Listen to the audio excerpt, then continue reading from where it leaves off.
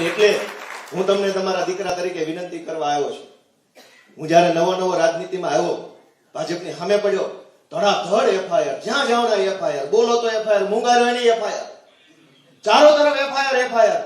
મેં તે કાળજું કઠણ કરી લીધું કે હવે તારી પાસે કેટલી ચોપડીઓ એફઆઈઆર ની, જા મંડ લખવા, હું જોઈ લો તું હું કરી લે તારી એફઆઈઆર થી. અને કાળજું કઠણ કર્યું તો આ તમારી સામે ઉભા છે, જાઓ ફાંસીએ ચડાઈ જાય ગોપાલ ઇટાલિયન, જો ભાજપની સત્તામાં દમ હોય તો. પણ એ દમ સત્તામાં નથી દોસ્તો. જે તાકાત એક સામાન્ય માણસના ઈરાદાઓમાં છે, જે તાકાત તમારા સંકલ્પમાં છે, જે તાકાત તમારા મનોબળમાં છે, એ તાકાત મુખ્યમંત્રીમાં કે ડીજીમાં કે સરકારોમાં નથી હોતી. તાકાત માણસના મનોબળની અંદર, દ્રઢ સંકલ્પની અંદર હોય છે. હું આ કરીશ તો કરીશ. અને માણસ જ્યારે એકવાર મુઠ્ઠી બાંધી લે કે હું આ કરીશ, તો કોઈ દુનિયાની તાકાત એને રોકી નથી શકતી. એનો દાખલો મહાત્મા ગાંધી છે દોસ્તો. આપણે ગાંધી ગુજરાતમાંથી છીએ. ગાંધી બાપુ પાસે પહેરવા પૂરા લુગડા નહીં, અડધી પોતળી ને અડધું પન્યું નાખેલું, પૂરા લુગડા નહીં, હારા ચપ્પલ નહીં, મોબાઈલ નહીં, ગાડી નહીં, પેજ પ્રમુખો નહીં, ગામડે બૂથ સંગઠન નહીં, કાંઈ હતું?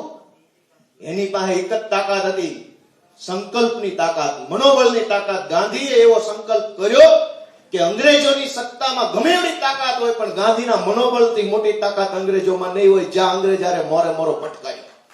અને ગાંધીનું મનોબળ જીત્યું કે અંગ્રેજોની સત્તા જીતી? કોણ જીત્યું? વિચારો બધા.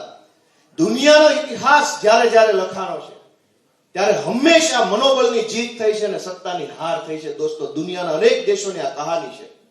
મહાભારતનું યુદ્ધ હોય તો સેના કોની પાસે હતી? હજારો અક્ષોહિણી સેના, હણહણતા હાથી, ઘોડા, તીર, કામઠા, ભાલા, બધું જ કોની પાસે? કૌરવો પાસે. પાંડવો પાસે શું હતું? મક્કમ મનોબળ.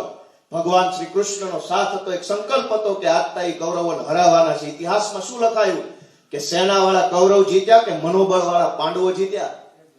દોસ્તો, એ ગાંધીની વાત હોય કે કૌરવોની વાત હોય કે આજના સમયની વાત હોય, ઇતિહાસમાં હંમેશા મનોબળ જીત્યું છે, સાચો સંકલ્પ જીત્યો છે, અને નાનામાં નાના માણસની આત્મશક્તિ જીતી છે.